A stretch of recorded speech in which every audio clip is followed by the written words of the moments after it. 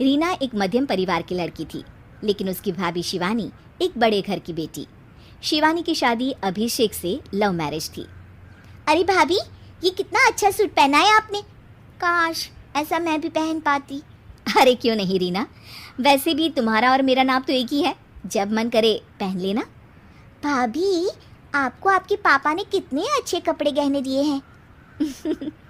मैं उनकी इकलौती बेटी जो हूँ। बेटी तो मैं भी इकलौती हूँ, लेकिन क्या करे, पापा है, पता नहीं कैसे होगी मेरी शादी। तभी वहाँ शिवानी की सास आ जाती है।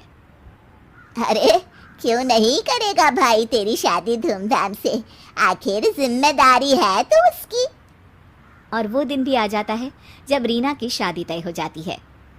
अभिषेक, क्या हुआ? आप इतने परेशान तो कभी नहीं दिखे, कोई बात है तो बताइए मुझे।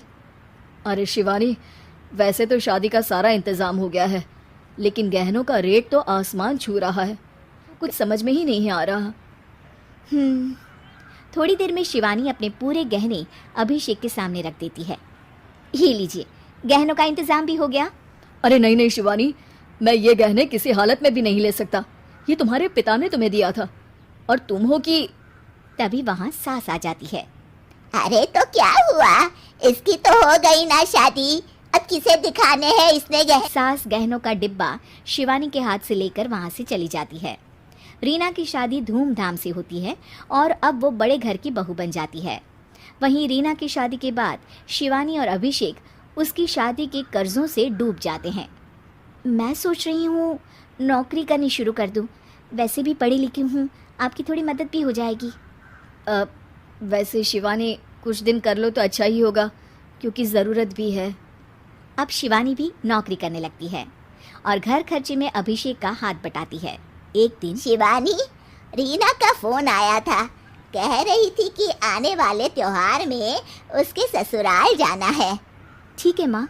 अरे ठीक तो है, लेकिन एक काम कर लेना, उसके सास ससुर से लेकर पूरे खानदान के कपड़े मिठाइयाँ सब ले आना, और हो सके तो रीना के लिए छोटे से कान में पहनने के बूंदे भी। और क्या है ना, शादी में उसे सारी बड़ी बड़ी कान की ज्वेलरी दी थी, घर में पहनने के लिए कुछ भी नहीं है। शिवानी सोच में पड़ जाती है कि वो क्या करे, क्योंकि कर्जों और घर के खर्चों के बाद तो पैसे बचते ही नहीं थे। शिवानी फिर अपने पिता को फ़ोन करती है और उनसे पैसे मांगती है। देखो शिवानी, मैंने तुम्हें शादी के वक्त ही मना किया था कि ऐसे घर में शादी करनी ही नहीं चाहिए। अरे अभिषेक को शर्म आनी चाहिए जो ससुराल से पैसे मंगवा रहा है। शिवानी को पिता की बात पर गुस्सा आ जाता है। आप मेरे पिताजी हैं और मैं परेशान थी इसलिए आपसे मदद की। अभिषेक को तो पता भी नहीं है कि मैंने आपसे पैसे मांगे हैं। शिवानी सोचती है कि वो अभिषेक से बात करे, लेकिन फिर उसे लगता है कि वो टेंशन ले लेगा। तभी शिवानी की नज़र हाथ के कंगन पर पड़ती है। सीधे बाजार जाती है और उसे बेचकर ननद के घर ले जाने का सारा सामान लेकर आती है और सास के सामने रख देती है। हाँ ठीक है, लेकिन फल थोड़े और अच्छी क्वालिटी के होने चाहिए थे। नहीं कहती, वहाँ से चली जाती है। एक दिन शिवानी, रीना का फोन आया था, बहुत रो रही थी। क्यों माँ, क्या हुआ? सब ठीक तो है ना उसके ससुराल में? अरे तूने तो उसकी नाक ही कटवा दी। अब मैंने क्या कर दिया माँ? कह रही थी कि बड़े घर की बहू है भाभी, जो कपड़े दिए वो ब्रांडेड भी नहीं थे।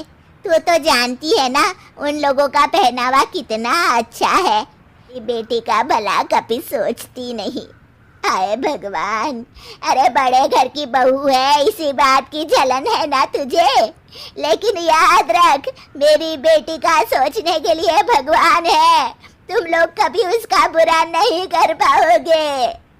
अब शिवानी के मन में सवाल था कि क्या ईश्वर सिर्फ रीना के साथ है, उसके साथ नहीं?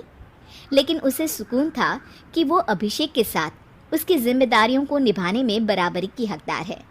चली जाती है। वो सास से कुछ नहीं कहती, क्योंकि अमीर घर की बहू बनकर रीना को भले ही सुकून ना हो, लेकिन गरीब घर की बहू बनकर शिवानी खुश है, क्योंकि खुशी पैसों से नहीं परिस्थितियों पर निर्भर करती है।